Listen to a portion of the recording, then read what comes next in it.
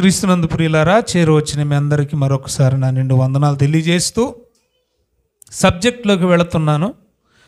అందరు జాగ్రత్తగా వినాలి. రోమిలకు రాసిన పత్రిక 10వ అధ్యాయం 17వ వచనం మనందరికి బాగా తెలిసిన వాక్యం. కాగా వినుట వలన విశ్వాసము కలుగును. బైబిల్లో విశ్వాసులకు తండ్రి అంటే ఎవరినంటారు? గట్టిగా చెప్పండి అమ్మా. అబ్రహాం గారిని ఏమన్నారు? విశ్వాసులకు తండ్రి. అంటే ఆయన కూడా విశ్వాసం ఎలా కలిగింది? వినుట వల్లనే కలిగింది. మనందరికీ విశ్వాసం ఉందా? ఏదో ఒకటి చెప్పండి. మీకు కలిగిందా విశ్వాసం? కలిగిందా మీకు ఎప్పుడైనా? ఎప్పుడు కలిగింది? ఎప్పుడో ఒకసారి కలిగింది కదా, రైట్. మరి మీరెందుకు తల్లులు కాలేదు, తండ్రులు కాలేదు? ఏమ్మా అమ్మ, నా మాటలు అర్థమవుతున్నాయి మీకు? అర్థం కాకపోతే చెప్పేయండి, పాస్టర్ గారు మీరు అన్నది అర్థం కాలేదు, ఒకసారి రిపీట్ చేయండి అని చెప్పండి. వినుట వలన ఏం కలుగుద్ది? ఇప్పుడు అబ్రహాము గారు విన్నట్టే మనం కూడా విన్నాం. మరి విన్న ఆయన తండ్రి ఎందుకు అయ్యాడు? మనం ఎందుకు ఏం కాలేదు? మనం తండ్రి కాలే, తల్లి కాలే, ఏమీ కావట్లేదు. ఎందుకు కాలేదంటారు? మనం ఆలోచించాలి బాగా మీరు సీరియస్గా. అలాగని చెప్పి అబ్రహాముకు ముందున్న భక్తులు, నీతిమంతులు ఎవరు వినలేదా దేవుని మాట? విన్నారు కదా. మొదటి నీతిమంతుడైన హేబేలు వినలేదా? విన్నాడు. నోవాహు వినలేదా? విన్నాడు. హనోకు వినలేదా?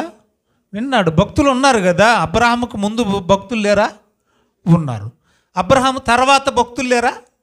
ఉన్నారు. మరి వారికి ఎవరికి లేనిది ఇవ్వండి, ఆఖరికి మనకు కూడా లేని భాగ్యం అబ్రహాము గారికి మాత్రమే అది ఎలా దక్కింది. ఈరోజు మన అంశం ఏంటంటే, అబ్రహాము విశ్వాసులకు తండ్రి ఎలా అయ్యాడు? ఏ బేసిస్లో, ఏ పరిమాణంలో, ఏ ఆధారంతో దేవుడు అబ్రహామును మాత్రమే విశ్వాసులకు తండ్రిగా ఎంచాడనేది మనం అర్థం చేసుకుందాం. ఈరోజు చాలామంది వాక్యం వింటారండి ఏమ్మా, కానీ వాక్యంలో నిలబడరు, వాక్యాన్ని తమలో నిలుపుకోరు. వాక్యం విన్నోళ్ళు చేసే 2 పనులు ఏంటో తెలుసా? వాక్యంలో నిలబడరు అంటే దాని అర్థం ఏంటి? చెప్పిన దాని ప్రకారంగా బ్రతకరు. రెండోది, వాక్యాన్ని తమలో నిలుపుకోరు. అంటే విన్న వాక్యాన్ని ఏం చేస్తారు? విన్న వాక్యాన్ని నిష్కారణంగా దాన్ని ఇది నాకు కాదులు అన్నట్టు సైడ్ వేస్తారు, అంతే. వాక్యాన్ని నిలుపుకోరు. ఇప్పుడు ఒక మనిషి రోజుకి ఎండిపోతున్నాడు అంటండి. రోజుకి ఏమైపోతున్నాడు? ఏమంటారు మీరు? లాగేశారండి. లాగేయడం అంటే ప్రకాశం జిల్లా రాయలసీమ వైపు లాగడం అంటే ఏంటో తెలుసా? ఏదన్నా చేయి పట్టుకోనో, జడ పట్టుకోనో, జుట్టు పట్టుకోనో, చెప్పండి, ఇలా గుంజడం. మీరేమంటారు దాన్ని? ఇలా దగ్గరికి పట్టుకొని ఇలా లాగడాన్ని ఏమంటారు మీరు? లాగడమేనా అంటారు? మరి ఎండిపోయేదాన్ని ఏంటి లాగేశారండి అంటారేంటి? మరి మనిషి అంటే నానాటికి తగ్గిపోతున్నాడు అనుకోండి, క్షీణించిపోతున్నాడు అనుకోండి, శారీరకంగా బలహీనపడుతున్నాడు అనుకోండి, ఇప్పుడు మనం వాడే భాష ఏంటి? ఇక్కడ జనరల్గా లాగేశారండి. ఎందుకు లాగేస్తున్నాడు మనిషి? తిన్నది కడుపులో ఉండలేదు. తిన్నది తిన్నట్టు వాంతి అయిపోతుంటే మనిషి లాగేకి ఏం చేస్తాడు? తీసుకున్న ఆహారం కడుపులో నిలబడితే, అది జీర్ణమైతే, శరీరానికి వంటబడితే మనిషి శరీరం పుష్టిగా ఉంటుంది, ఆరోగ్యంగా ఉంటుంది. అసలు అన్నమే నిలబడతలేదు కదా, బలం ఎక్కడి నుంచి వస్తుంది? ఇది మీకు బాగా అర్థమైతే, వాక్యం కూడా మన లోపల నిలబడితే, వాక్యం కూడా ఎక్కడ నిలబడాలి? మన లోపల. అందుకన్నాడు యాకోబు పత్రిక 1:21 అందుచేత సమస్త కల్మషమును విర్రవీగుచున్న దుష్టత్వమును మాని లోపల నాటబడి అన్నాడు. లోపలంటే ఎక్కడది? హృదయంలో, మనసులో. వాక్యం ఏం చేయబడాలి? నిలబడాలి. అది తిన్నది వాంతి అయిపోయినట్టే విన్నది కూడా ఏమైపోతుంది? వాంతి అయిపోతుంది, నిలబడతలేదు. అందుకనే మనం ఆత్మీయ బలహీనలు బాగా లాగేసాం. మనం ఆత్మీయంగా ఏమైపోయాం? బాగా లాగేసాం. కళ్ళు లొట్టలడిపోతున్నాయి, బుగ్గలు సొట్టలడిపోతున్నాయి, చెవులు బయటడిపోతున్నాయి, పళ్ళు బయటపడుతున్నాయి, లాగేస్తున్నాం, ఎముకలకు అంటుకుపోతుంది శరీరం. అందుకనే విశ్వాసంలో బలంగా లేము, ఆత్మీయతలో కూడా మనం బలంగా పుష్టిగా లేము. ఆయన ఒక్కడే ఎందుకు విశ్వాసులకు తండ్రి అయ్యాడు? ఆ దేవుడు మాటే ఆయన విన్నాడు, అదే దేవుడు మాట నేడు మనం వింటున్నాం. మరి ఆయన ఎందుకు తండ్రి అయ్యాడు? మనం ఎందుకు ఏమీ కాకుండా పోయాం? మనం అసలు ఏమీ కావట్లేదు. గురువారం మిస్ అయ్యారు చాలామంది. 19వ అధ్యాయం లోకాసు వార్త 9వ వచనంలో వ్రాయబడిన మాట ఏంటో తెలుసా? ఇతడు కూడా అబ్రహాము కుమారుడే అన్నారు. ఎవరు? జక్కయ్య. అంటే ఆఖరికి జక్కయ్య కూడా ఏమయ్యాడు? ఈవెన్ అబ్రహాము కొడుకైపోయాడు. మనం ఏమీ కావట్లేదు. నేడు ఇంటికి రక్షణ వచ్చింది, ఇతడును అబ్రహాము కుమారుడే అన్నాడు. మరి మనల్ని ఎవరిని అలాగ అంటలేదు దేవుడు. కనీసం తండ్రి అనకపోతే పోయాడు, పోని బిడ్డని కూడా అంటలేదు కదా. కారణం ఏంటంటే మనం వింటున్నాం, అది మనలో నిలుపుకోవట్లేదు. అందుకని ఏ విషయంలో కూడా మనం బలవంతులుగా నిలబడలేకపోతున్నాం.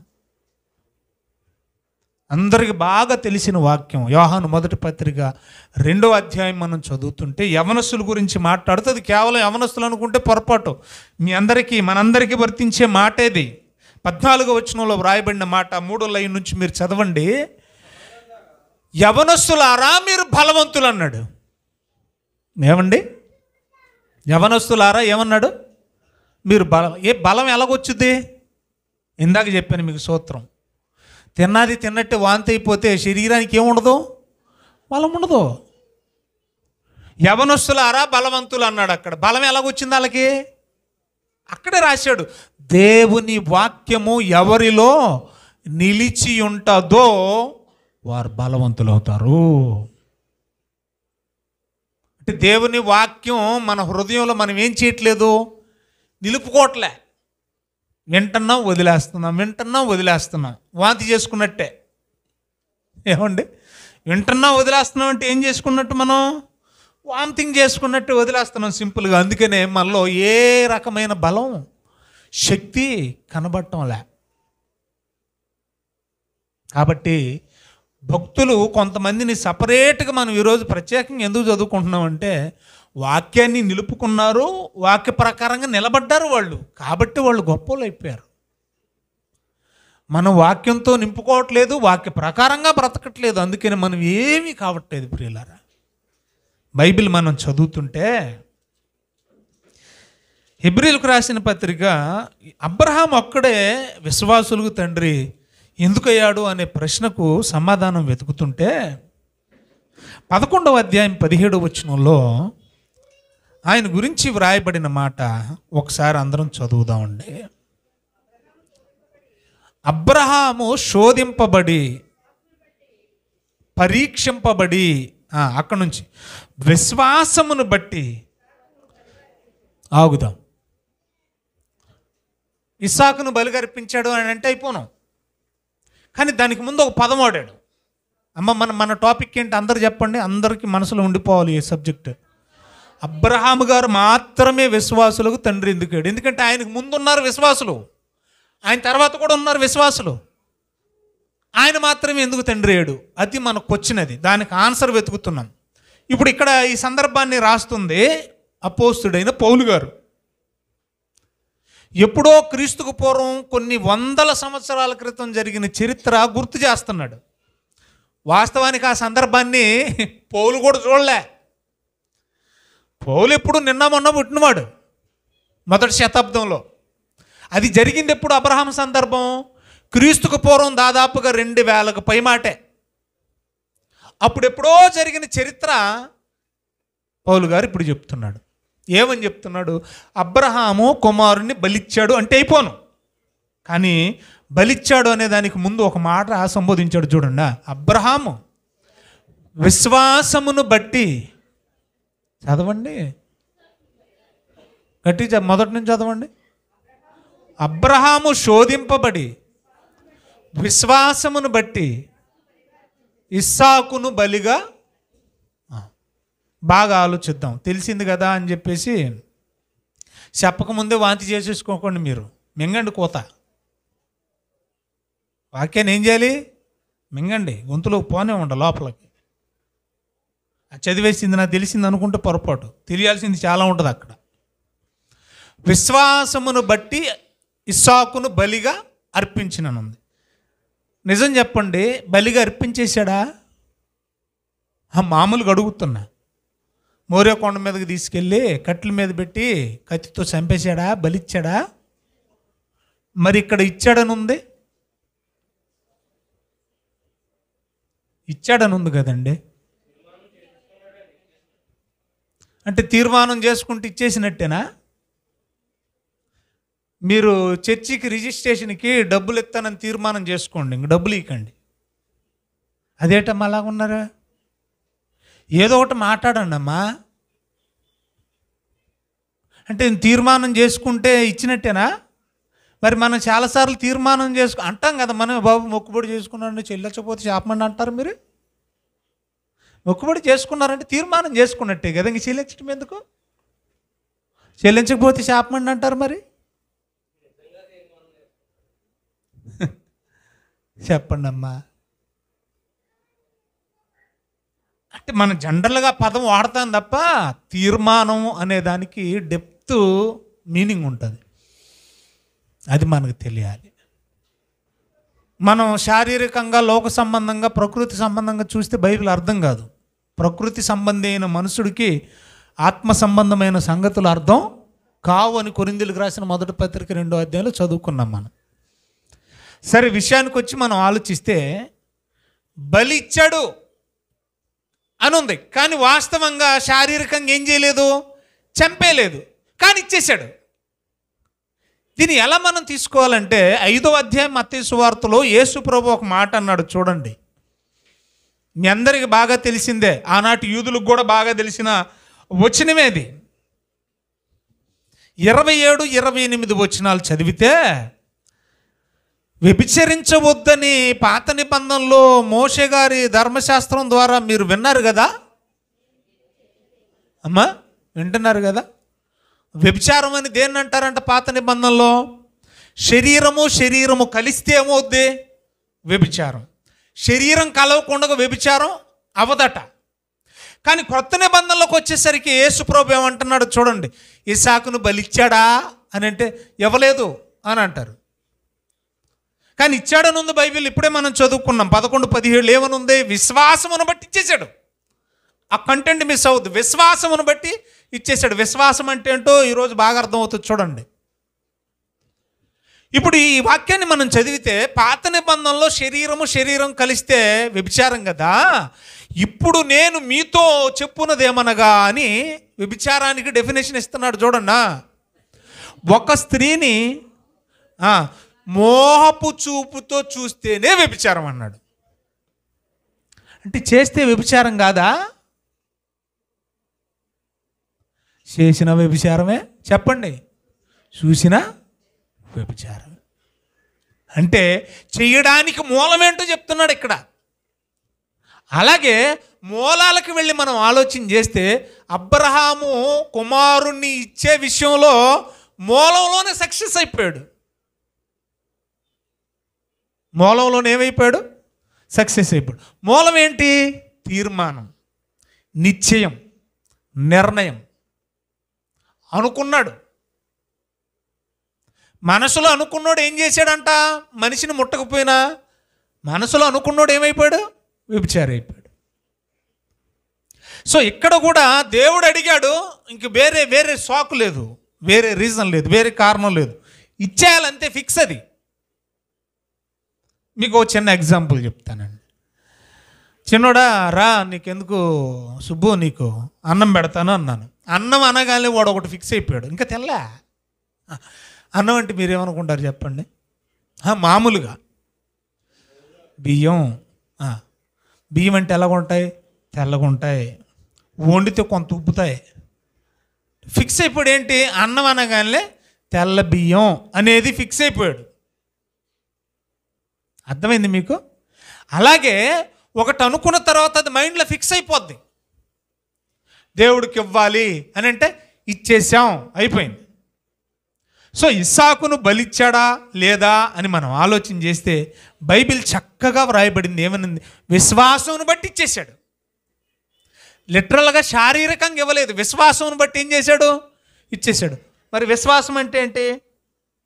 నిరీక్షించబడే వాటి యొక్క నిజ స్వరూపం. అంటే భవిష్యత్తులో అది జరుగుద్ది ఖచ్చితంగా, దానికి ముందే ఫిక్స్ అవ్వడమే ఏంటి చెప్పండి? విశ్వాసం. మీరు తలా ఇంత ఇవ్వాలనుకుంటారండి, ఆ ఇవ్వాలనుకున్నది నీ మైండ్లో ఫిక్స్ అవ్వడమే విశ్వాసం. అది నువ్వు ఎప్పుడు ఇస్తావనే తర్వాత సంగతి. ఇవ్వాలనుకున్నది ఫిక్స్ అయిపోవడమే ఏంటి చెప్పండి? డిసైడ్ అయిపోవడమే, తీర్మానం, నిశ్చయం తీసుకోవడమే విశ్వాసం. సో ఈ బైబిల్ని మనం ధ్యానం చేస్తూ ఉంటే అసలు ఏం చూసి దేవుడు ఇతను గొప్ప విశ్వాసం కలిగిన వాడు, విశ్వాసులకు తండ్రి అని ఇతన్ని పెట్టవచ్చు అని దేవుడు అనుకున్నాడంటే 4 చూస్తాడు ఎవరిలోనైనా. దేవుడు ఇచ్చే విషయంలో ఏం చూస్తాడు? 4 చూస్తాడు. ఆ 4 ఏంటనేది క్రొత్త నిబంధనలోని దేవుడు రాయించాడు. కొరింథీయులకు రాసిన పత్రిక 2వ పత్రిక చదవండి దయచేసి. 9వ అధ్యాయము 7వ వచనం. కొరింథీయులకు రాసిన 2వ పత్రిక అపోస్తలుడైన పౌలు గారు. తీశారమ్మా? 9వ అధ్యాయం 7వ వచనం. ఏం చూశాడో చూడండి. నంబర్ 1 సనుక్కోకూడదంట. నంబర్ 2 బలవంతంగా కాదంట. నంబర్ 3 నిశ్చయించుకోవడం. అందాక అన్నాడు కదా తమ్ముడు, తీర్మానం. అనుకున్నాం ఇంత అనేది ఫిక్స్ అయిపోయింది. నిశ్చయించుకున్న దాని ప్రకారం, అనుకున్న దాని ప్రకారమే చేయాలంట. తర్వాత ఏమన్నాడు తెలుసా? ఉత్సాహంగా అన్నాడు. చాలు నాన్న, 4 మాటలు ఫిక్స్ చేసుకోండి, జాగ్రత్తగా నోటీస్ చేయండి. ఈ 4 సక్సెస్ అయ్యాడు కాబట్టే అబ్రహాము విశ్వాసులకు తండ్రి కూర్చున్నాడు. ఇప్పుడు దీన్ని అప్లై చేద్దాం అబ్రహాముకి దీన్ని అన్వయిస్తే అబ్రహాము కుమారునిచ్చే విషయంలో ఈ 4 సక్సెస్ అయ్యాడు. నంబర్ 1 ఏం చేశాడంట? సనుక్కోలేదంట. 22వ అధ్యాయము మనం చదువుతున్నప్పుడు ఆదికాండం ఇంటికి వెళ్ళి చదవండి. అబ్రహామా యెహోవాకు ప్రత్యక్షమై మాట్లాడుతుంది. నీవు ప్రేమించుచున్న నీ ఒక్కడైన నీ కుమారుణ్ణి నాకు దహన బలిగా అర్పించేయాలి. దేవుడు ప్రత్యక్షమయ్యాడు, లేదా దేవుని వాక్యం ప్రత్యక్షమైంది. ప్రత్యక్షమై ఏమడిగింది చెప్పండి? నీ కుమారుణ్ణి బలిచ్చేయాలి. ఇప్పుడు అబ్రహాం కంగారు పడిపోయి, ఇదేంటి బాబు, ఇచ్చి కూడా పట్టుమని 10 ఏళ్ళు కూడా కాలేదు, లేదంటే 15 ఏళ్ళు కూడా కాలేదు, కనీసం పెళ్ళిడు కూడా రాలేదు, మధ్య వయసుకు వచ్చిన తర్వాత యవన ప్రాయంలో ఏటి కొడుకును బలిచ్చేయమంటావు? అలాగే ఇచ్చేసే పని అయితే అసలు ఇవ్వకుండా ఉంటేను గొడవ లేకపోను కదా. ఇచ్చావు, ప్రేమ బంధం పెంచావు, కొడుకు మీద గారం పెంచావు, నాకంటూ వాడి మీద కొన్ని కలలు పుట్టాయి, ఇప్పుడు అడిగితే నేనేం చేయను? ఇలాంటి డిస్కషన్ ఏం లేదు. సనుక్కోలేదు, గొలుక్కోలేదు, దేవుణ్ణి తిరగేసి ప్రశ్నించలేదు. ఇంటికి వెళ్ళిపోయి మాడితే ఏమేమే మరి ఇచ్చిన దేవుడు మళ్ళీ తిరిగి ఇచ్చేయమంటున్నాడు, కానీ నాకైతే బాగుంది, నువ్వేమంటావు అని అంటే, ఏటాడు దేవుడేనా? దేవుడైతే అలాగిమ్మంటాడా? అసలు ఇచ్చింది దేవుడేనా? ఆడవాళ్ళు కొంచెం అగ్రెసివ్గా అడ్వాన్స్గా ఏమంటే మూవ్ అవుతారు కదా. మీకు తెలియదు ఏముంది, మీ గురించి మేము మాట్లాడక్కర్లేదు, మాకంటే మీకు బాగా తెలుసు. ఏమన్నాడా? నేను అప్పుడు అనుకున్నా, నేను ఆ రోజు గుడారంలో నవ్వినప్పుడే అనుకున్నా. మన బతుకు నవ్వులు పాలు చేశాడుగా, రేపు పొద్దున్నే నీ కొడుకాడంటే దేవుడికి బలిచ్చేసానంటే, ఏటి ఇచ్చిన దేవుడు బలిచ్చేమన్నాడా? అలాంటి ఆయన దేవుడు అవుతాడా? లోకులు నన్ను అడిగితే ఏం చెప్పాలండి బాబో? భార్య భర్తల మధ్య ఎలాంటి డిస్కషన్ ఎక్కడ జరగల. దేవుడు ఇమ్మన్నాడు అంతే. ఏం చేయాలి? ఇచ్చేయాలి. మరి ఇది ఎందుకు మనకు రావట్లేదు? మీరు ఎప్పుడు వినలేదా దేవుని వాక్యం? చాలాసార్లు విన్నాం మనం. ఆయన ఒక్కసారి అడిగినప్పుడే సాకులు చెప్పకుండా ఇచ్చేసాడు. మనం కరెంటు బిల్లు నెలంతా అడిగినా కూడా ఎత్తలేదు మనం, 50 రూపాయలు. నిజమండి, ఓపెన్గా మాట్లాడుతున్న ఫ్యామిలీ కాబట్టి. ఆయన ఒకసారి అడిగితేనే కొడుకుని ఇచ్చేసాడు. కరెంటు బిల్లు మనం 10 అడిగినా ఎత్తలేదు మనం. మన విశ్వాసానికి ఆయన విశ్వాసానికి ఎక్కడ పొంతనుందండి? సందర్భంగా చూడండి ఎంత చక్కని సంభాషణ జరుగుతుందో. ఎందుకంటే ఆయన సనుక్కోకుండా ఇచ్చాడంట. అలాగని దేవుడిచ్చాడు కానీ వీళ్ళకి ఇవ్వడానికి ఇష్టం లేదని బలవంతంగా ఏమన్నా ఇచ్చారా బలి ఇస్సాకుని? బలవంతంగా పోనీలే శారా, నువ్వు ఏడు కానీ లోపలేడు, బయటికి కనపడకు, నాకు కూడా ఇష్టం లేదు కానీ ఏం చేస్తా, గాడి మీద తీసుకెళ్ళిపోతుందనే, ఏ బాధపడకే, ఇలాంటిది ఏమి లేదట. ఏమండి, బలవంతంగా శారా నువ్వు ఏడువు, నీకు అబ్బాయిని తీసుకెళ్ళిపోతున్నాను, నువ్వు ఏడుతూ ఉండు, నేను కూడా నా ఇష్టం లేదు కానీ తీసుకెళ్తున్నాను అనే బలవంతపు పోకడు ఎక్కడ కనపడలేదంట. తర్వాత ఏమన్నాడట? నిశ్చయం చేసుకున్నాడంట, ఫిక్స్ అయిపోయాడు. అడిగిన రోజే బలిచ్చేసాడు ఆయన. నన్ను అడిగితే నీ కుమారుని నాకు బలిచ్చేసి అన్నాడు. వాస్తవంగా అండి అడిగిన దానికి బలిచ్చిన దానికి 3 రోజులు గ్యాప్ ఉందండి. ఈరోజు అడిగాడు అనుకోండి, బలివ్వడానికి మోరియా పర్వత ప్రాంతాలకు నడిచి వెళ్ళడానికి పట్టిన టైం ఎంత? 3 days. అంటే అడిగిన రోజే మనసులో నిశ్చయించేసుకున్నాడంటే మనసులో ఏం చేశాడు? ఇస్సాకుని చెప్పండి, బలిచ్చేశాడు. తర్వాత ఏమన్నాడు చూడండి దయచేసి. నిశ్చయించుకున్న ప్రకారం తర్వాత ఎలాగిచ్చాడు? కొడుకుని ఎలా బలిచ్చాడు? నాకు అనిపిస్తుందండి, నా మనసుకు మీకు ఎలాగుందో నాకు తెలియదు కానీ మనసులో ఊరేగింపు. మనసులో ఏంటి? కొడుకు చచ్చిపోయాడు, చచ్చిపోతాడన్న బాధ కాదంట. ఎవరిని అడగలేదు దేవుడు, నన్ను అడిగాడు నా కొడుకునమ్మని. అంటే నేనంటే దేవుడికి, నా బిడ్డ అంటే దేవునికి ఎంత ఇష్టమో. దేవునికి ఇష్టమైంది ఇవ్వాలి. నా బిడ్డ ఇష్టమయ్యాడు దేవుడికి. ఈ లోకంలో చాలామంది పిల్లలు ఉన్నారు, ఎవరి పిల్లలు ఇష్టం కాలేదు ఆయనకి. ఈ లోకంలో చాలామంది తండ్రులు ఉన్నారు, ఏ తండ్రి ఇష్టం కాలేదు ఆయనకి. ఆయనకి హృదయంలో ఎలాగుందో తెలుసా? ఊరేగింపు, ఉత్సాహం అని దేనంటాం? అది పట్టజాలనంత ఆనందం. అంటే కొడుకుని ఊరేగింపుగా తీసుకెళ్ళి ఇచ్చాడు.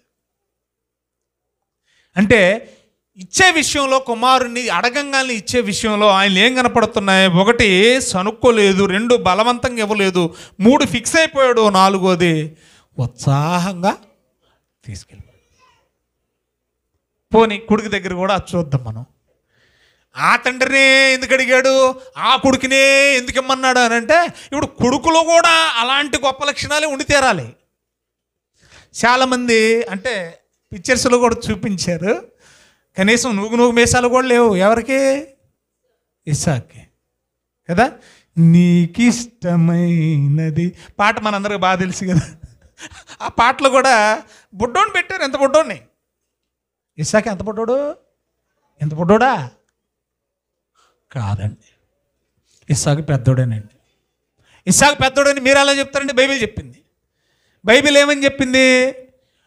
కొండ లేదా పర్వతం, మోరియా పర్వత పర్వతాల దగ్గరికి వెళ్ళాక సేవకులను అక్కడ ఉండమన్నాడు ఆయన. పనివాళ్ళని ఉండమన్నాడా? అబ్రహాం గారు ఉన్నారు. గాడిద కూడా అక్కడే ఉందా? ఉంది. ఇంకా అక్కడ నుంచి ఎవరు మొయ్యాల కట్లు? ఎవరు భుజం మీద ఎట్టాడు? ఎవరిని ఎత్తినెట్టాడు? మరి ఇంత కుర్రోడిని ఎత్తిని ఎడతారు పొలలో? మొయ్యరా మొయ్ అటు పోని. మోసిన ఏమన్నా 2 పొలలా ఇలా కట్టుకోను? 2 పొలలా? ఒక మనిషిని తగలబెట్టడానికి, దహన బలి ఇవ్వడానికి ఎన్ని పొలలో అన్నీ మొయ్యాలి. అంటే కనీసం కట్టి పొలలో మోయగలిగినాడంటే కనీసం పొండంతన్నా ఉండడా? ఉంటాడు. ఉంటాడు. 1 రీజన్. 2వ రీజన్, డాడీ బలి ఇవ్వడానికి చెప్పండి, బలి పశువేది? ఇంత కుర్రోడికి బలి అంటే ఏం తెలుస్తుంది? బలి పశువు అంటే ఏం తెలుస్తుంది అంటే దహన బలిని గూర్చిన పరిపూర్ణ అవగాహన ఉన్న వయసు కలిగిన వాడిగా మనకి ఎవరు కనపడుతున్నారు? ఇస్సాకు కనపడుతున్నాడు. మూడోది, మరి గొర్రెపిల్లేదు బర్రెపిల్లేదు కానీ రే బొబ్బ పడుకో. పొలాలు పేర్చేసి ఏమన్నాడు చెప్పండి? పడుకో నిన్నే వేసేద్దాం అనుకుంటున్నాను. పడుకంటే మన పిల్ల అయితే ఏం చేస్తారు చెప్పండి? మన పిల్ల ఏం చేస్తారండి? అక్కడున్న అదే కరపలో ఒకటి తీసుకొని, అయ్యో బాబోయ్ ఏమండి డాడీ అని చూడ్డు, వయసు చూడ్డు, సింపుల్ అయిపోయాడు. నన్ను చంపడానికి తీసుకొచ్చావా? అవసరమైతే బాధేసి తల మీద అక్కడ పడితే అక్కడ బాధేసి ఏమండి అటు ఇటు ముళ్ళకంచా కంపలు ఏమైనా ఉన్నాయా తుప్పలు చూడకుండా ఏమండి లారీ కొట్టిన పంది బారినట్టు పారిపోతాడు. లారీ తగిలిన పంది ఎలా పారిపోద్ది? ఇప్పుడేం లారీ తగిలిన పందిని చూశారు మీరు? లారీ టచ్ అయిన పంది ఎలా పారిపోతుందో తెలుసా? చెత్త పత్తం ఉండదండి, ఇక ఎలా పడితే అలా పారిపోద్దండి. దెబ్బ తగిలింది కదా మరి. అలాగా బొబ్బోరనగానే ఇక చూడోడు గుడ్లు పెద్ద అయిపోయి బయటకు వచ్చేసి కళ్ళు ఎర్రగైపోయి అంత క్షణాల్లో జరిగిపోద్ది. అక్కడున్న ఆకారే తీసేసుకొని బాధేసి పరార్. కానీ ఇస్సాకు ఏం చేశాడు తెలుసా?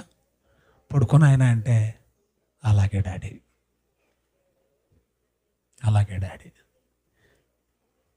ఇలాంటి కొడుకు ఎవరు ఉంటారండి? మన పిల్లలు రే చెత్తపడేసిరారా ఏటి ఎప్పుడు నేనేనా అమ్మ బట్టలారే అమ్మ నాకే చెబుతావు నువ్వు ఎప్పుడు చెప్పినా. నేనేమన్నా చచ్చిపోమంటున్నారా? ఇస్సాకుని చచ్చిపోమన్నట్టు మీరు కత్తిపేట తీసుకొని రోడ్డు మీదకి తీసుకెళ్ళి నిన్నే ఏమన్నాడు అయ్యే దేవుడా నాది? అలాంటివి ఏం చెప్పట్లేదు కదా మన పిల్లలకి. పడుకోరా నేను చంపేస్తాను పీకలు గుచ్చేస్తాను అలాగేం అనట్లేదు కదా మనం. చిన్నగా కదండి చచ్చిపోమంటలేదు కదండి. కానీ వీటికి మనకు బాధ వచ్చేది. మన పిల్లలు చూడండి ప్రియులారా, ఇస్సాకు మైండ్ సెట్ ఏంటి తెలుసా? ఇస్సాకుని అలా పెంచాడు. 18వ అధ్యాయము 19వ వచనం ఆదికాండం మనం చదువుతుంటే నీతి న్యాయములను అనుసరించి నడుచుకొనున్నట్లు తన కుటుంబం అంతటికి ఆజ్ఞాపించినను చూడండి. అక్కడ అబ్రహాం ఏమి నేర్పించాడంట కుటుంబానికి? నీతి న్యాయం. బొబ్బరా అనగానే అలాగే డాడీ అన్నాడు. ఎందుకన్నాడు? మా బాబు ఏది చేసినా నా మంచి కోసమే చేస్తాడు. ఆయన అన్యాయం ఏమి చేయడు. ఆయన ఏది చేసినా నీతిగానే చేస్తాడు. ఆయన ఏది చేసినా న్యాయంగానే చేస్తాడు. ఆయన ఏ తప్పు చేయడు.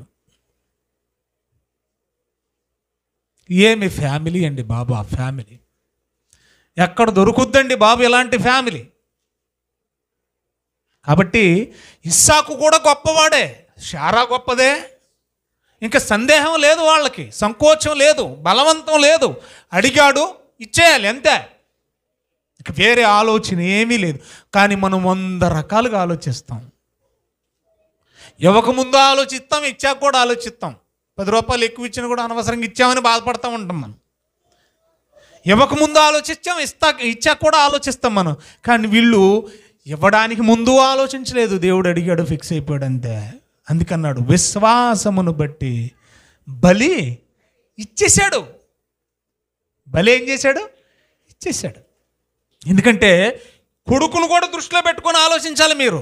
నా కొడుకును కూడా బలిపీఠము మీద కట్టెల మీద పండుకోమంటే నేను పడుకోనని వాడు కూడా అనడో. ఎంత గొప్ప విశ్వాస వీరుల కుటుంబం అండి బాబుది. ఈ సందర్భాన్ని మనం చదువుతూ ఉన్నప్పుడు దేవుడు అసలు ఎన్నిసార్లు ప్రత్యక్షమయ్యాడు? మామూలుగా మనం చదువుతుంటే 22వ వచనం ఒకసారి బైబిల్ ఓపెన్ చేయండి అందరూ. ఏమ్మా 22వ అధ్యాయము ఆదికాండం చూడండి, మొదటి వచనంలో. ఆ సంగతులైన తరువాత దేవుడు రైట్ ఆగుదాం ఇక్కడ ఒకసారి. అంటే అబ్రహాముకు దేవుని వాక్యం ప్రత్యక్షమైంది ఇక్కడ 22 అంతే కదండి అమ్మా, వింటున్నారా? అబ్రహాముకు దేవుని వాక్యం ప్రత్యక్షమైంది. అంతకుముందు ప్రత్యక్షం అవ్వలేదా? అంటే వినుట వలన విశ్వాసం ఇక్కడే కలిగిందా? ఏమ్మా అసలు దేవుని వాక్యం ఎప్పుడు విన్నాడు? దేవుని వాక్యం మొట్టమొదటిగా ఎక్కడ విన్నాడు? ఎప్పుడు విన్నాడు అబ్రహాము? 22 అధ్యాయంలోనే విన్నాడా? అప్పుడే ప్రత్యక్షమైందా? అంతకు ముందైంది. ఎక్కడైంది? విన్నానా? తీయండి పోనీ, ఎక్కడో చెప్పండి. మీకు తెలిసింది చెప్పండి. పోనీ నాకు తెలిసింది నేను చెప్తాను. అందరు కలిసి నేర్చుకుందాం. మీకు తెలిసింది నాకు చెప్పండి, నాకు తెలిసింది మీకు చెప్తాను, అంతే. ఏమండి? చదవండి దయచేసి. ఎక్కడ చదవండి అమ్మా? 12వ అధ్యాయం మొదటి నుంచి అంటే చదవండి. నీవు లేచి నీ దేశం నుండి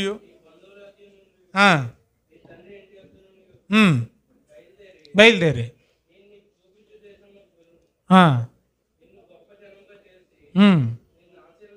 చాలు.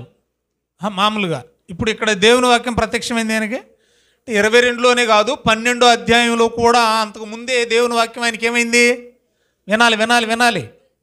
మనకి ఎప్పుడెప్పుడు ప్రత్యక్షమవుతుంది దేవుని వాక్యం అమ్మా? వద్దే ఎప్పుడైనా అంటే మనకి పోనీలో వారానికి అసలు రోజు అయినా అవుతుంది. మనం సెల్ ఫోన్ పెట్టుకున్నాం అనుకోండి, వాక్యం ప్రతిరోజు ఏమవుతుంది మనకి? చెప్పాలి, ఈ మాట చెప్పాలి. నాకు చాలా అవసరం, నాకు అవసరం, మీకు అవసరమో లేదో. మనకు వాక్యం ఎప్పుడెప్పుడు ప్రత్యక్షం అవుతుంది? దేవుని వాక్కు ప్రతిరోజు ప్రత్యక్షం అవుతుంది. మరి అబ్రహాం కాలంలో ప్రతిరోజు ప్రత్యక్షమయ్యే ఛాన్స్ ఉందా? 15 ఏళ్ళకు ఒకసారి. ఎన్ని ఏళ్ళకు ఒకసారి? నేను ఉదయం లేచి ఇది స్టడీ చేస్తున్నప్పుడు, డివోట్ చేస్తున్నప్పుడు, అబ్రహాము 175 సంవత్సరాల వయసులో యెహోవా వాక్యం ఎప్పుడు ప్రత్యక్షమైంది, ఎన్నేళ్లకు ఒకసారి, అప్రాక్సిమేట్గా ఎన్ని సంవత్సరాలకు ఒక్కసారి దేవుని వాక్యం ఆయనకి వినబడేదో, ప్రత్యక్షమయ్యేదో క్యాలిక్యులేట్ చేస్తే 15 సంవత్సరాలకు ఒకసారి. మీకు 15 సంవత్సరాలకు ఒకసారి ఆరాధన ఉందంటే ఎంత హ్యాపీగా ఉంటారండి మీరు? హ్యాపీగా ఉండరా? ఎందుకంటే 15 ఏళ్ళ దాకా గుడి లేదు, బడి లేదు, ఏ బాధ లేదు. సమూయేలు మొదటి గ్రంథంలో మనం చదువుకున్నాం, ఆ దినములలో యెహోవా వాక్కు ప్రత్యక్షమగుట అరుదు అని ఉంది. సరే, ఈ మాటను కూడా మనం చదువుకున్నాం. ఇప్పుడు ఇక్కడ యెహోవా వాక్యం ఎవరికి ప్రత్యక్షమైంది? 12వ అధ్యాయం అబ్రహాముకు ప్రత్యక్షమైంది. అంటే ఇది ఫస్ట్ టైమా? అప్పుడు ఆయన వయసు ఎంతంట? ఏమ్మా ఉంది అక్కడ? చెప్పండి, వచ్చినాం చదవండి అమ్మా.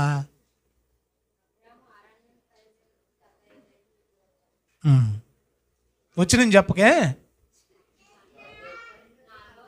4 వచ్చిన చదవండి. ఇప్పుడు యెహోవా ప్రకారము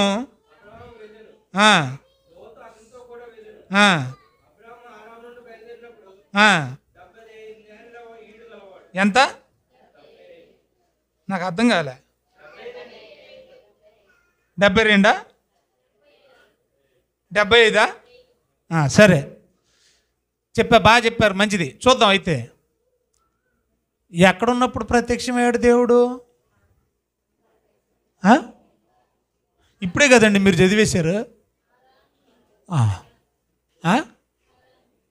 గట్టి చెప్పండి అమ్మ, ఏదో ఒకటి, నాకు తలపోటు వచ్చేస్తుంది. ఎక్కడున్నప్పుడు ప్రత్యక్షమయ్యాడు? ఇప్పుడే కదా మీరు చదివారు, హారాన్లో ఉన్నప్పుడు. అంతేనా? రైట్. హారాన్లో ఉన్నప్పుడు దేవుని వాక్యం ప్రత్యక్షమైంది. ఏ వయసులో ప్రత్యక్షమైంది? 75 ఏట ప్రత్యక్షమైంది. ఇదే ఫస్ట్ టైమా? ఇంకా అంతకుముందు ప్రత్యక్షం కాలేదా? చాలామంది ఈ వచనాన్ని కూడా తీసుకుని అపార్థం చేసుకున్న వాళ్ళు లేకపోలేదు. హారానుకు రాకముందు అసలు అబ్రహాములది హారాను కాదు, హారానులో కాపురం ఉన్నప్పుడు ప్రత్యక్షమయ్యాడు దేవుడు. ఇది వేరే సందర్భం. అసలు హారానుకు రాకముందు అబ్రహాము తన సొంత దేశంలో, సొంత ఊరిలో ఉన్నప్పుడే దేవుని వాక్యం ప్రత్యక్షమైంది. అది ఈ సందర్భం కాదు. వాళ్ళ సొంతూరు నుండి వచ్చి హారానులో ఉండగా ప్రత్యక్షమైనటువంటి సందర్భం ఇప్పుడు మీరు చదువుకున్న 12వ వచనం. మరి హారానుకు రాకముందు అబ్రహాం ఎక్కడున్నాడు? వాళ్ళ ఊరిలో ఉన్నాడు. అంటే హారానుకు వచ్చాడంటే దేవుడు రమ్మంటేనేగా ఊరు వదిలి వచ్చాడు. అంతేనా కాదా? రైట్. అంటే 75వ ఏట మాత్రమే కాదు యెహోవా ప్రత్యక్షమైంది, అంతకు ముందే దేవుని వాక్యం అబ్రహాముకి ఏమైంది? ప్రత్యక్షమైంది. ఎప్పుడు, ఎక్కడ, ఎలా? బైబిల్ మనం చదువుతుంటే చాలా విచిత్రం అనిపిస్తుందండి. అక్కడే చూడండి మంచి సందర్భాన్ని రాయించాడు. ఏమండి, వద్దాం, మళ్ళీ ఇక్కడికి వద్దాం. 12వ అధ్యాయానికి మనం వద్దాం. అపోస్తుల కార్యానికి రండి. అసలు వాళ్ళ సొంతూరు ఏంటి, గొడవ ఏంటి అనేది స్టెఫెన్ గారు ప్రసంగించిన ప్రసంగంలో మనకు కనపడుతుంది. 7వ అధ్యాయం మొదటి వచనం చదవండి. 7వ అధ్యాయం మొదటి వచనం చదవండి అమ్మా. అపోస్తుల కార్యాలు 7వ అధ్యాయం మొదటి వచనం చదువు నాన్న. 7:1. అందుకు స్టెఫెను ప్రసంగించడం మొదలెట్టాడు. సహోదరులారా, తండ్రులారా, వినుడి. మన పితరుడైన అబ్రహాము హారానులో కాపురముండక మునుపు. నోటిచ్చేయాలి పాయింట్. మీరు ఇందాక 12వ అధ్యాయంలో చదువుకున్నప్పటికీ ఎక్కడున్నాడు? ఆది హారాన్లో ఏ వయసులో ఉన్నాడు? 75 ఏట. అప్పుడు దేవుడు అక్కడి నుంచి మరొక చోటకి రమ్మంటున్నాడు. అర్థమవుతుందా? కనానికి రమ్మంటాడు. మరొక చోట అంటే ఏమీ లేదు, అక్కడి నుంచి కనానికి రమ్మన్నాడు, అంతే కదా? రైట్. కనానికి రమ్మంటే హారానికి ఎందుకు వెళ్ళాడని నాకు తెలియక అడుగుతాను. సరేలే చూద్దాం, కంగారు పడకండి. చదవండి. 2వ వచనం. సహోదరులారా, తండ్రులారా, వినండి. మన పితరుడైన అబ్రహాము హారానులో కాపురం ఉండక మునిపి ఎక్కడ ఉన్నాడు చెప్తున్నాడు. మెసొపొతేమియాలో ఉన్నాడు. ఎక్కడ ఉన్నాడు చెప్పండి? మెసొపొతేమియాలో ఉన్నాడు. మెసొపొతేమియాని ఇప్పుడు ఏమంటున్నారో తెలుసా మీకు? ఏమండి? ఇరాక్. మెసొపొతేమియాని ఈ దినాల్లో ఏమని పిలుస్తున్నారు? స్థలం మారలా, భూభాగం అదే, పేరు మారిందంతే. అప్పట్లో మెసొపొతేమియా. ఆ మెసొపొతేమియాకు మరొక పేరు ఉంది తెలుసా మీకు? మెసొపొతేమియా నేడు ఏమని పిలుస్తున్నారు? ఇరాకు. అదే కాలంలో మెసొపొతేమియా ఒక దేశంలో ఉంది. ఏమండి? మెసొపొతేమియా అనేది ఒక పెద్ద పట్టణం అనుకుందాం. అది ఒక దేశంలో ఉంది. ఆ దేశాన్ని ఏమని పిలిచేవాళ్ళు? 4వ వచనంలో ఉంది చూడండి. అప్పుడు అతడు కల్దీయుల దేశమును విడిచిపోయి హారానులో కాపురం ఉన్నాడు. నోటీస్ చేయాలి. అంటే మెసొపొతేమియా అనేది ఎక్కడుంది? ఇరాక్ అనేది ఎక్కడుంది? కల్దీయుల దేశంలో ఉంది. మీకు అర్థమవుతుంది నా భాష? అంటే సౌదీ అరేబియా లేదా సౌదీ అనేది ఒక గల్ఫ్ కంట్రీ అనుకుందాం, అందులో ఒక భాగమే ఇరాక్ అనుకుందాం. అలాగా కల్దీయులు అనేది ఒక దేశం, కల్దీయుల దేశం. ఆ దేశంలో ఒక ప్రాంతం ఏంటి? మెసొపొతేమియా. ఆ ప్రాంతంలో ఒక ఊరు. ఏ ఊరు? అబ్రహాం గారు ఊరండి. దేశం చెప్పండి. ఏ దేశం అబ్రహాం గారిది? కల్దీయుల దేశం. ఏ ప్రాంతం? మెసొపొతేమియా. ఏ ఊరు? కాదు. ఊరు కాదు. చూడండి ఒకసారి. ఊరా అని ఉంటుంది చూడండి. హారానికి రాకముందే ఆయన ఎక్కడున్నాడని చదువుకున్నాం అపోస్తుల కార్యాల్లో. హారానికి రాకముందు మెసొపొతేమియా కల్దీయుల దేశంలో ఉన్నాడు. అక్కడి నుంచి దేవుడు ఏం చేయమన్నాడు? రమ్మన్నాడు. ఆ రమ్మన్న దేవుడు ఒక్కనే రమ్మన్నాడు. తన భార్యని వెంట పెట్టుకుని ఒక్కడనే రమ్మన్నాడు. ఒక్కడనే రమ్మన్నాడని మీరు ఎలా చెప్తారు? అక్కడ ఉంది కదా 12లోనే ఏమన్నాడు? నీ దేశాన్ని వదిలేయాలి. రెండోది, నీ బంధువులంటే జనమే కదా, నీ బంధువుల్ని వదిలేయాలి. మూడోది, తండ్రిని తల్లిని వదిలేయాలి, ఇంటిని కూడా వదిలేయాలి. అన్నీ వదిలేసాను రమ్మన్నాడు. ఏమ్మ మాట్లాడరు? కానీ మీరు ఇక్కడ గమనించాల్సిన విషయం ఏంటంటే, ఇది కల్దీయుల దేశం అండి. బాగా చూడండి. ఇదేంటిది? కల్దీయుల దేశము, మెసొపొతేమియాలో ఉన్న ఊరా అనే ఊరు. అది మనం ఆలోచిద్దాం, కంగారు పడకండి. ఇక్కడ నుంచి దేవుడు రమ్మందే కనానికి. వాగ్దానం చేసింది ఏంటి ఆయనకి? పాలు తేనెలు ప్రవహించే భూభాగము పాలస్తీనా. నేడు ఏమన్నారు దాన్ని? పాలస్తీనా. కనానికి రమ్మన్నాడు. ఇది కనాన్ అండి. వింటున్నారా? ఇప్పుడు ఈయన ఎక్కడికి వెళ్ళాలి? రమ్మన్న దేశానికి వెళ్ళాలి. ఎక్కడికి రమ్మన్నాడు? కనానికి వెళ్ళాలి. ఇంటి దగ్గర నుంచి కనానికి వెళ్ళకుండా ఇదిగో బాగా వినండి, ఇది హారాను. ఇదేంటిది? ఇది ఎక్కడ ఎట్టానులేండి, ఇది హారానండి. ఈ కనానికి వెళ్ళకుండా హారానికి వచ్చి ఎందుకు కాపురం ఉన్నారండి వీళ్ళు? అసలు ఈ హారానికి మెసపతోమియాలో ఉన్న ఊరాకి ఎంత దూరమో తెలుసా? ఎన్ని దేశాలు దాటాలో తెలుసా? ఇరాన్లో ఉన్నారు కదా వీళ్ళు, ఇరాక్లో ఉన్నారు కదా వీళ్ళు. ఇరాక్ తర్వాత ఏం దాటాలి? ఇరాన్. ఇరాన్ తర్వాత ఏం దాటాలి? యోర్దాను. యోర్దాన్ తర్వాత ఏం దాటాలి? సిరియా. సిరియా బార్డర్లో ఉన్నదే హారాను. అంటే ఎన్ని దేశాలు దాటారు? 3 దేశాలు. మీకు అర్థమవుతుంది నా భాష? రమ్మన్నది దేవుడు కల్దీల పట్టణంలో నుండి కనానికి రమ్మన్నాడు. అక్కడ తీసుకెళ్తానంటే రమ్మన్నది కూడా ఎలా రమ్మన్నాడు మళ్ళీ చెప్పండి? ఒంటరిగా రావాలి. అందరినీ విడిచి విడిచి విడిచి అనేది మిస్ అవ్వద్దు, ఒంటరిగా రావాలి. ఇప్పుడు తంట ఎక్కడొచ్చిందంటే ఒంటరికి వెళ్తే అక్కడికి వెళ్ళేవాడు. బాబుని బంధువులు అందరినీ చుట్టాలని అందరినీ ఎటపెట్టుకున్నాడు కాబట్టి రాంగ్ డైరెక్షన్ ఇచ్చారు వాళ్ళు. ఇప్పుడు ఎటబడి చచ్చారు వీళ్ళు. మాట్లాడండి. దేశాలు దేశాలు దేశాలు దేశాలు దాటుకుంటే ఎక్కడికి వెళ్ళారు? హారంలో ఉన్నారు. ఇప్పటికైనా అర్థమవుతుంది అనుకుంటా నా భాష మీకు. రైట్. ఇప్పుడు అక్కడి నుంచైనా రైట్ డైరెక్షన్లో పడతాడా అని అనుకుంటే ఈలోపు డాడీ చచ్చిపోయాడు. డాడీ ఏమైపోయాడు? తోకలా వచ్చారు కదా వీళ్ళందరూ తోకలు రావడం వల్ల మనోడేంటి ఇలా పడిపోయాడు. ఈ డైరెక్షన్లో ఒకరు చనిపోతూ ఉన్నారు. తండ్రి చచ్చిపోయాడు అప్పటికే. అక్కడికి వెళ్ళిన తర్వాత తండ్రి చచ్చిపోయాడు అనుకుందాం కొంచెంసేపు అలాగా. ఈ లోపే తండ్రి చనిపోయాడండి. అప్పుడు కొంచెం మళ్ళా దేవుని వాక్యం ప్రత్యక్షమైంది. తండ్రి చనిపోయిన తర్వాత 12వ అధ్యాయం మనం చదువుతుంటే అయినా కూడా మళ్ళీ ఇంకొక పెద్ద తోక ఉంది. ఏం తోక అది? లోతు తోక. లోతుకు మళ్ళీ పిల్ల తోకలు ఏంటవి? గొర్రెల కాపర్లు. ఇక్కడ దెబ్బలాట వచ్చేసింది. మళ్ళీ ప్రత్యక్షమయ్యాడు దేవుడు. మళ్ళీ దేవుడు ప్రత్యక్షమైన తర్వాత అప్పుడు కూడా అదే పదప్రయోగం చేశాడు. ఒరే బాబు, నేను రమ్మన్నది ఒక్కనే కదరా, నువ్వేంటి వీళ్ళందరినీ ఎండబెట్టుకొని వచ్చావు? అసలు ఒక్కడిని ఎందుకు రమ్మన్నాడండి? ఎప్పుడైనా మీరు ఆలోచించారా? ఇదేంటి దేవుడు దేశాన్ని వదలమంటాడేంటి? అమ్మ బాబుని వదిలేయమనే దేవుడా ఏంటండి? అమ్మ బాబుని వదిలేయమంటాడా? చుట్టాలను వదిలేయమంటాడా? బంధువుల్ని స్వజనాన్ని వదిలేయమంటాడు దేవుడు? ఎంట పెట్టుకుని వస్తే మంచోడు అంటారు కదండి బాబు. వదిలేయమంటాడు ఏంటండి బాబు దేవుడు? మీకు అర్థమైతే ఇంకా ముందుకెళ్ళి కొద్ది అర్థమైంది, కంగారు పడకండి. చూడండి మాట 13వ అధ్యాయం 13 వచ్చిన చదవండి అక్కడ మీరు. సొదొమ మనుషులు దుష్టులను యెహోవా దృష్టికి బహు పాపులే ఉన్నారట. లోతు చూడండి, అబ్రహామును విడిచిపోయిన తరువాత అంటే లోతును కూడా ఏం చేయాలి? వదిలేసుకోవాలా? అందరం వదులుకొని కదా రమ్మన్నాడు. ఆ తర్వాత ట్రాక్లో పడ్డాడు మనోడు. ఆ తర్వాత గుర్తుకొచ్చేసింది మనోడికి ఏంటి? దేవుడిస్తానన్న దేశం కనాను, మన వీటి ఇలా ఇలా ఇలా ఎలా తిరిగేస్తా ఉన్నాం వీళ్ళందరినీ అంటేసుకొని.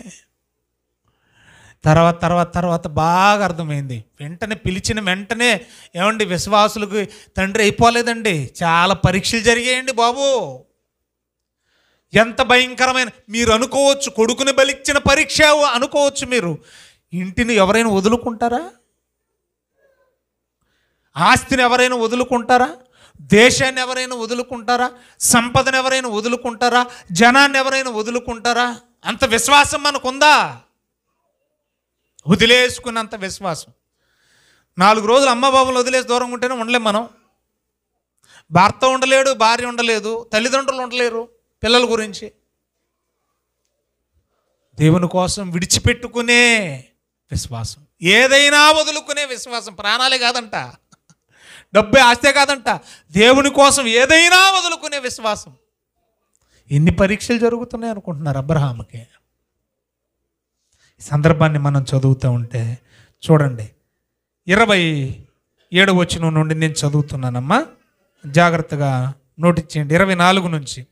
నాహోరు 29 ఏండ్లు బ్రతికి 11వ అధ్యాయము 24వ వచనము ఆదికాండం.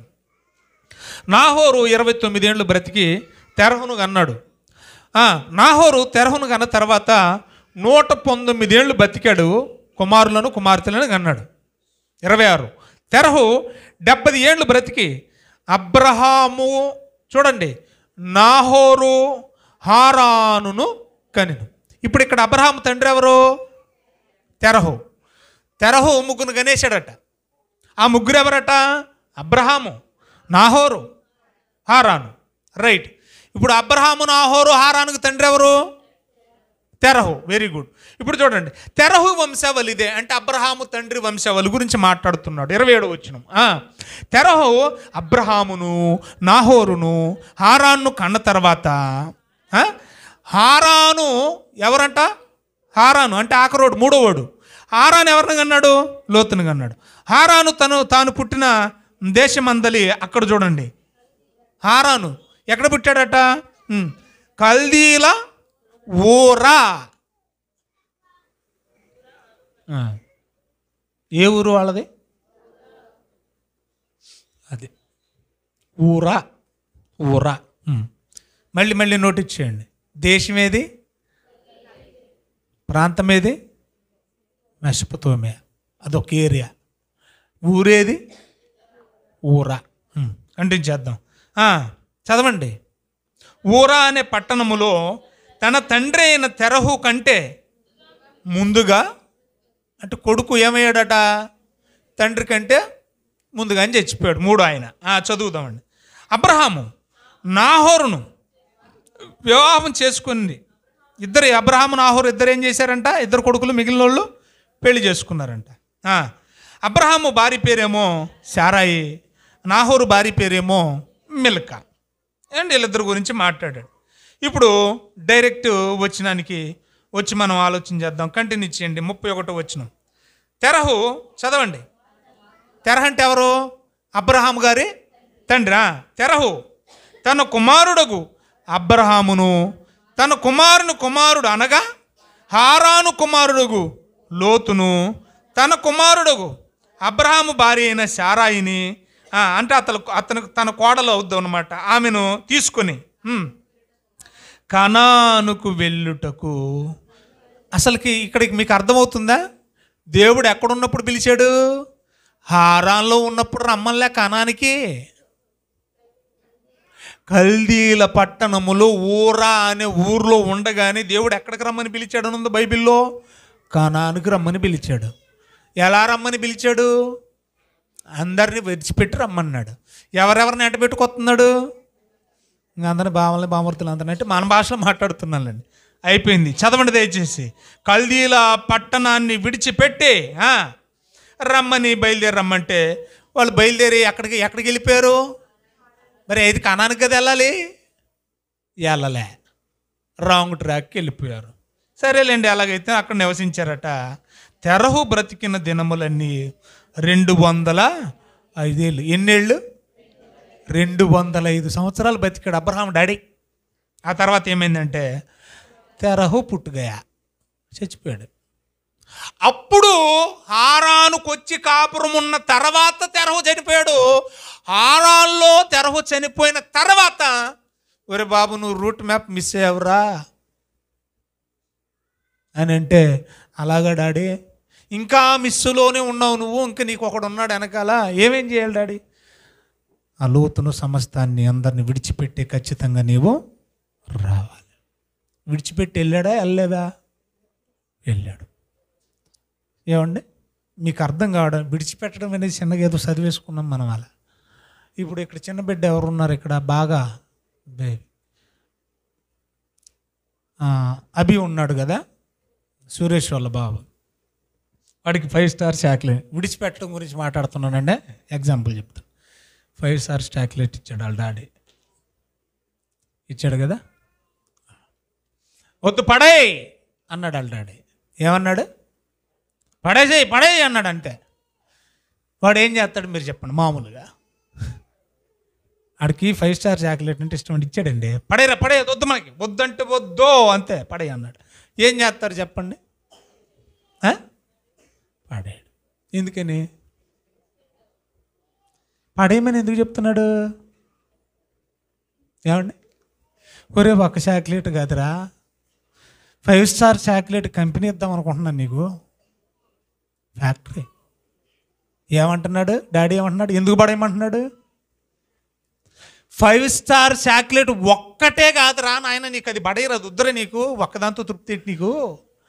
5 స్టార్ చాక్లెట్ ఫ్యాక్టరీయే నీకు ఎత్తాను. ఎప్పుడు మాట్లాడండి అమ్మా అదేంటమ్మా అలా ఉన్నారు?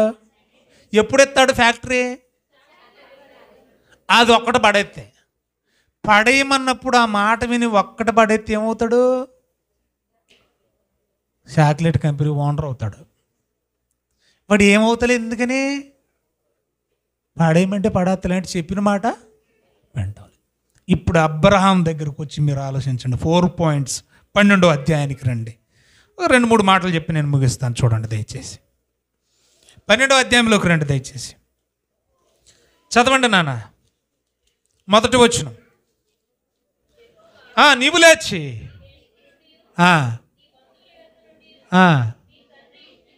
ఆగండి. ఏమర్థమైంది మీకు? చదివేస్తా ఉన్నారు పొలం. దేశము నుండి బిడ్డలారా, సంఘము నుండి, స్వజనుల యుద్ధం నుండి. ఇప్పుడు నాకు అర్థమైంది. ఇక్కడ చెప్తున్నాను, బాగా చూడండి. దేశాన్ని వదిలేయి, వదిలే. సురేష్ ఏమన్నాడు? చాక్లెట్ వదిలే. ఊరే ఆ ఒక్క చాక్లెట్తోనే పోతావురా? ఒక్కటి కాదురా బాబు, నీకు ఫ్యాక్టరీ ఓనర్ని చేద్దాం అనుకుంటున్నాను నిన్ను. నువ్వు అది ఒక్కటి పట్టుకుని అలకడతావేటి? దేవుడు ఏమంటున్నాడు తెలుసా? ఇంతవరకు దేశంలో బోల్డ్ అంతమంది జనాలు ఉన్నారు, అందరిలో నువ్వు ఒకడవే. బోల్డ్ అంతమంది ఉన్నారు ఈ దేశంలో. ఈ దేశంలో బోల్డ్ అంతమంది ఉంటే అందరిలో నువ్వు కూడా ఒకడవే. ఆ దేశాన్ని నువ్వు వదిలేస్తే నిన్ను బట్టే, చెప్పండి, ఒక దేశాన్ని చేయబోతున్నా. మీకు అర్థమవుతుంది నా భాష? ఇంతకుముందు దేశంలో అందరిలో ఒకడు నువ్వు, కానీ ఆ దేశాన్నే వదిలేస్తే, నా మాట విని, ఒక దేశమే నీ పేరట ఏమవుతుంది చెప్పండి? స్థాపించబడబోతుంది. నిన్ను బట్టి ఒక దేశం తయారైపోతుంది. అబ్రహాము దేశం ఇదని చెప్పడం గొప్ప, ఆ దేశంలో అందరిలో అబ్రహాము కూడా ఒక్కడని చెప్పడం గొప్ప. నా మాట వినరా బాబు? తండ్రిని వదిలే అంటే దేవుణ్ణి కసాయిలాగా చూడకండి. మరి యేసుప్రభు కూడా మత్తయి సువార్త, లోక సువార్త, యోహాను సువార్తలు ఏమన్నాడు? నా నిమిత్తం తల్లినైనను తండ్రి అంటే విడనాటం అంటే అర్థం ఏంటి? అన్నము లేకపోతే నీళ్ళు ఇవ్వదు అంటే సంరక్షించకుండా గాలికి వదిలేసేయమని కాదు. అర్థమవుతుందా? దూరంగా ఉన్న చూడాలి. నేను ఉన్నానండి, ఇక్కడ ఉన్న మా అమ్మ బాబులు ఎక్కడ కనిగిరి, ప్రకాశం జిల్లా రామాపురం అని చిన్న పల్లెటూరులు ఉన్నారు. నేను దూరంగా ఉన్న మా అమ్మ బాబులను చూసుకోవట్లేదా? చూసుకుంటున్నాం కదా, పట్టించుకుంటున్నాం కదా. దేవుని సేవకు రమ్మన్నాడు, వచ్చేసి నేను అంతే. వదిలేమంటే ఇంకా అలా వదిలేసి ఇంక మీకేం పంపను, మిమ్మల్ని నేనేం చూసుకోను అని కాదు కదా. కాబట్టి దేవుణ్ణి తొందరపడి అపార్థం చేసుకోవద్దు. ఇక్కడ మీ తండ్రిని వదిలేమని పర్టికులర్గా అన్నాడు కదా. 12:1 ఏమన్నాడు? తండ్రిని అన్నాడు. అన్నాడా లేదా? ఎందుకు అన్నాడు? నువ్వు మీ తండ్రి దగ్గర ఉంటే ఆయనకు ఒక్కడికి నువ్వు కొడుకు అవుతావు, ఆయన ఒక్కడే నీకు తండ్రి అవుతాడు. డాడీ అని సింగిల్ వర్డ్తోనే అలా చక్క పెట్టుకోవాలి. కానీ మీ తండ్రిని నువ్వు వదిలితే చెప్పండి, అనేకులకు నిన్ను తండ్రిని చేస్తాను. వినాలి బాగా. ఒక్క చాక్లెట్ కాడ వచ్చింది తంట. మీ తండ్రిని నువ్వు విడిచిపెట్టగలిగితే, అలాగనే ఆయన పట్టించుకోవద్దని కాదు, ఆయన యోగక్షేమాలు చూసుకో నువ్వు ఎక్కడున్నా. కానీ తండ్రిని విడిచి నువ్వు రాగలిగితే, ఆ బంధాన్ని తెంచుకొని రాగలిగితే, వింటున్నారండి, నిన్ను అనేకులకు నిన్ను తండ్రిగా చేస్తా. ఎంతమందికి? నీకు ఒక్కడే డాడీ, కానీ నువ్వు అందరికి డాడీ అవుతావు. విశ్వాసులకు తండ్రి అంటే చిన్న విషయమా? నిన్నేం చేస్తాను నేను? నీ తండ్రిని విడిచిపెడితే నిన్ను అనేకులకు తండ్రి. మళ్ళీ ఏమన్నాడు? నీ జనాన్ని విడిచిపెడితే అక్కడ అన్నాడు, నిన్ను బట్టే అనేక మంది జనాన్ని ఆశీర్వాదిస్తానన్నాడు. నీ జనం దగ్గర ఉంటే వాళ్ళతోనే పోద్ది. అదే నువ్వు నీ జనాన్ని విడిచిపెట్టి బయటకు వస్తే అందరినీ నీకు జనాంగంగా చేస్తాను. ఈ మాటలు చదువుతుంటే చాలా ఆశ్చర్యం అనిపిస్తుందండి. ఈ సందర్భాన్ని చూడండి ప్రియులరా, ఎంత చక్కని మాట వ్రాయించాడు. బైబిల్ మనం చదువుతున్నప్పుడు మళ్ళీ మళ్ళీ మళ్ళీ మళ్ళీ ప్రశ్న వస్తానే ఉంటుందండి. దాదాపు 175 సంవత్సరాల వయసు కలిగిన అబ్రహాముకి దాదాపుగా మహా అంటే 7-8 సార్లు ప్రత్యక్షమైంది. మనం అనుకున్న హారాన్లో ఉన్నప్పుడు వయసు ఎంత? 75 ఏళ్ళు. ఒక 10 ఏళ్ళు తీసేయండి. హారానుకు రాకముందు అప్రాక్సిమేట్గా ఒక 10 ఏళ్ళు తీసేయండి. అప్పుడు ఎంత ఉంటుంది వయసు? 65. అంటే కల్దీల పట్టణములో ఊరా అనే ఊర్లో ఉన్నప్పుడు దాదాపుగా ఎంత ఉంటుంది వయసు? 65. 65 ఏళ్ల వయసులో, దాదాపుగానండి 65 ఏళ్ల వయసులో మొదటగా యెహోవాకు ప్రత్యక్షమైంది. తర్వాత 15 ఏళ్ళకు అనుకుందామండి, ఒక 10 ఏళ్ళకు అనుకుందామండి, మళ్ళీ హారాన్లో ఉండగా యెహోవా వాక్కు ప్రత్యక్షమైంది. ఆ తర్వాత లోతు సందర్భానికి వచ్చిన తర్వాత అక్కడ విచారం చేశాడు. ఇలాగ మనం బైబిల్లో సందర్భాలు చదువుతూ ఉన్నప్పుడు బహుశా ఇస్సాకును బలిచ్చే సమయానికి 3 లేదా 4 సార్లు ఆయనకి యెహోవా వాక్యం ప్రత్యక్షమైంది. బాగా వినాలి. కుమారుణ్ణి బలిచ్చేంత విశ్వాసం ఆయనకి రావడానికి ఎన్నిసార్లు యెహోవా వాక్యం ప్రత్యక్షమైంది? 3 లేదా 4. మిమ్మల్ని ప్రశ్న అడుగుతున్నా, అబ్రహాము విశ్వాసులకు తండ్రి, ఆయన ఒక్కడు ఎందుకు అయ్యాడు అని అంటే 3-4 సార్లు వాక్యం విన్నందుకే చెప్పాలి. ఆయన విశ్వాసం ఎంత గొప్పది చెప్పండి?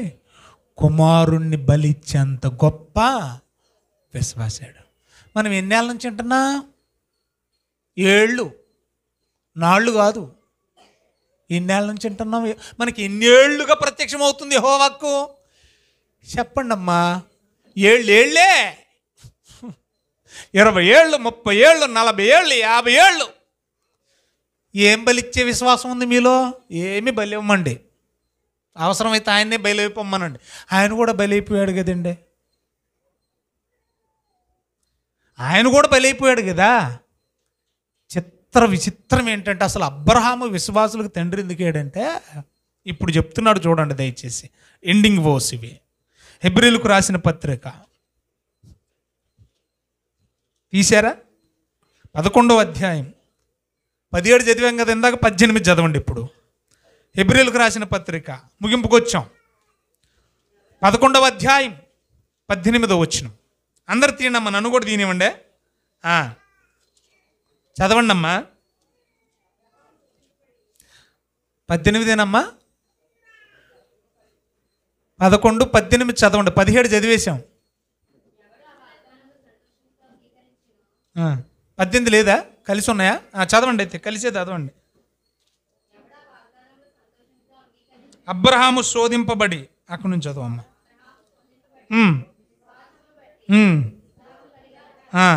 ఎవడు ఆ వాగ్దాన ఫలములు సంతోషముగా అంగీకరించెనో, చూడండి, ఇస్సాకు వలనైనది నీ సంతానం అనబడునని ఎవరితో చెప్పబడినో. చూడండి అమ్మా, ఆ అబ్రహాము అక్కడి నుంచి చూడండి. ఆ అబ్రహాము బలిచ్చేసాడు కదా. వినాలి. బలిచ్చాడని చదువుకున్నాం కదా మనం. విశ్వాసమును బట్టి ఇస్సాకును బలిచ్చాడని చదువుకున్నాం కదా. ఏంటి ఆయనకున్న విశ్వాసం అంటే? చూడాలి. ఏంటి ఆయనకున్న విశ్వాసం అంటే, మృతులను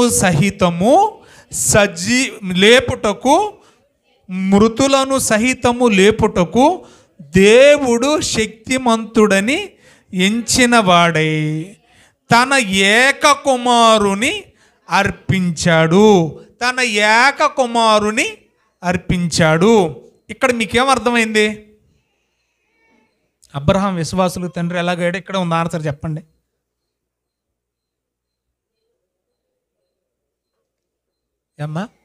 ఏమండి, దేవుడికి 10 రూపాయలు కానికెత్తున్నానండి, ఏదో రూపాయి దేవుడు ఇచ్చేస్తాడండి. మన విశ్వాసం ఇది. వింటున్నారా? దాన్ని బస్తా ఇచ్చేస్తుందనండి దేవుడు. మన ప్రసంగాలు కూడా అలాగే అంటాం. దేవుడికి బిడ్డ అనువిస్తే చెప్పండి అంతకై అన్ని రెట్లు ఇచ్చేస్తాడు. యోబు సందర్భాన్ని కూడా అలాగే చదువుకుంటాం కదా. ఏం చదువుకుంటాం?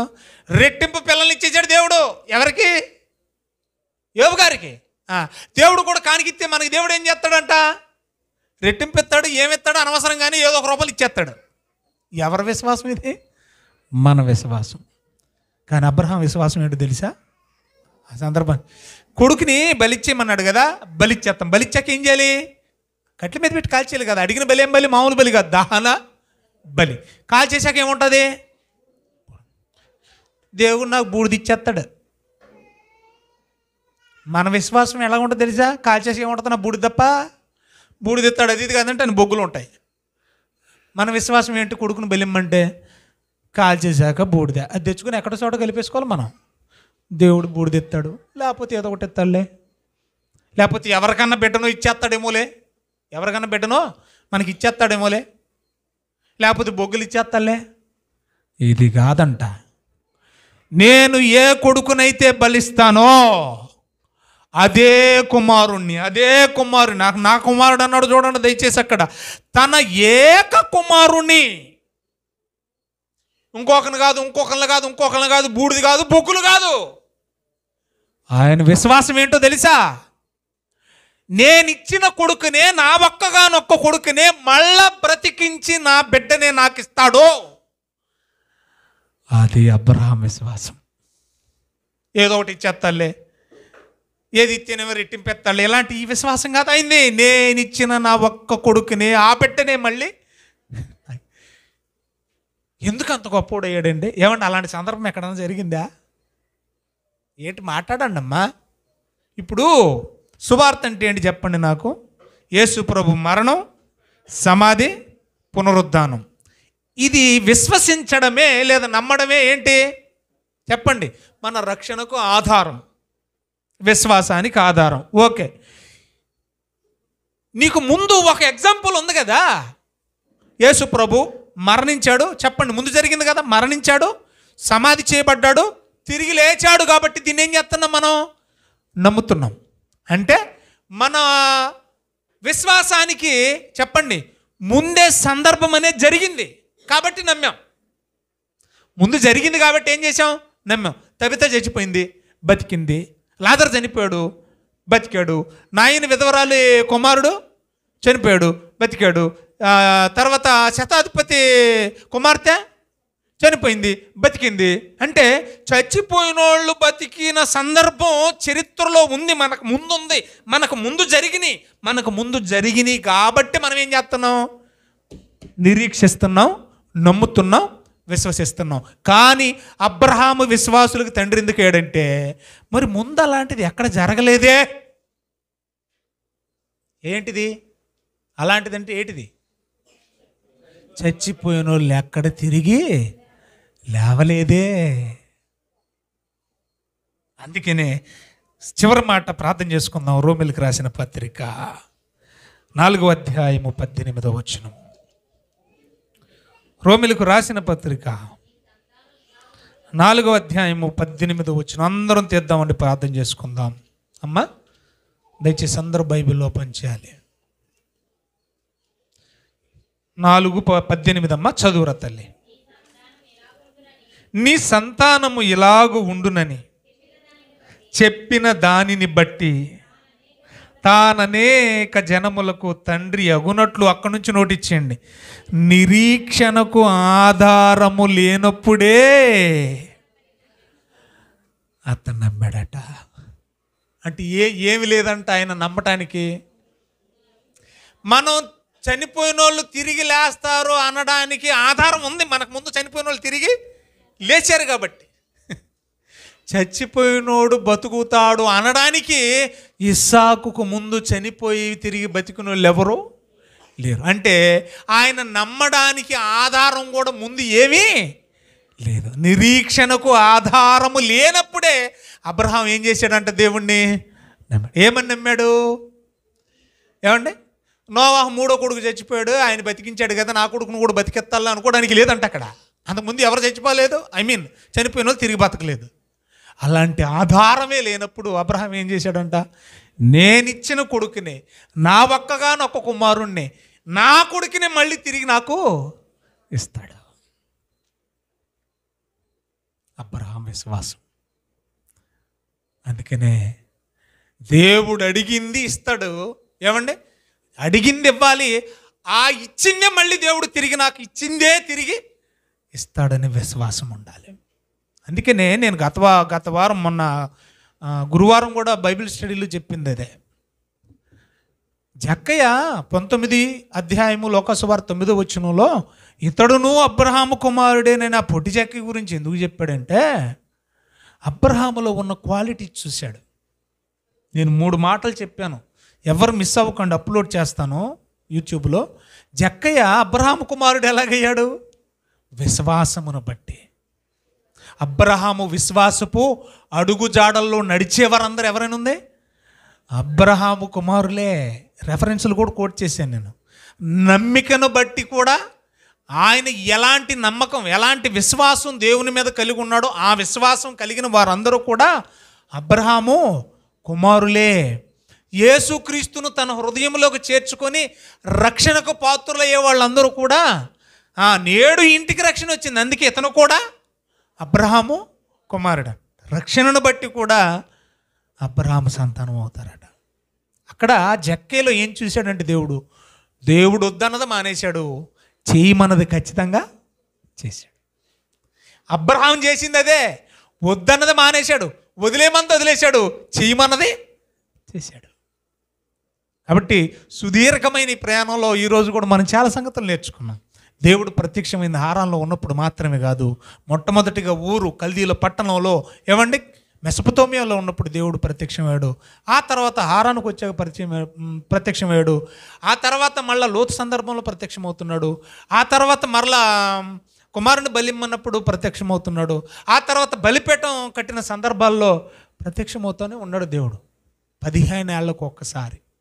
ప్రియులారా, బహుశా ఒకవేళ అడప మాట్లాడాడు దేవుడు అంటే తన 175 సంవత్సరాల వయసులో 65 సంవత్సరాలు తీసేసిన ఆ సంవత్సరాలు క్యాలిక్యులేట్ చేస్తే 7 సార్లు 15 ఏళ్లకు ఒకసారి లెక్కేసుకున్నా కూడా 7 సార్లకే విశ్వాసులకు తండ్రి అయిపోతా మహానుభావుడు.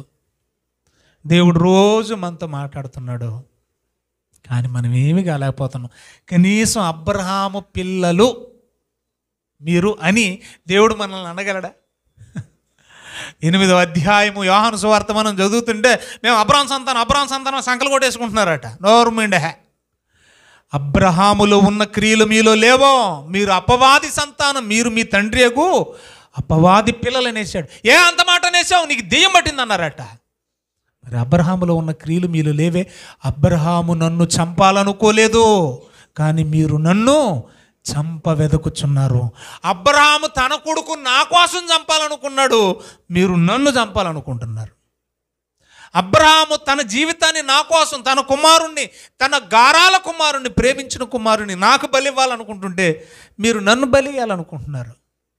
క్రియల్లో ఎక్కడ పొంతనా లేదు.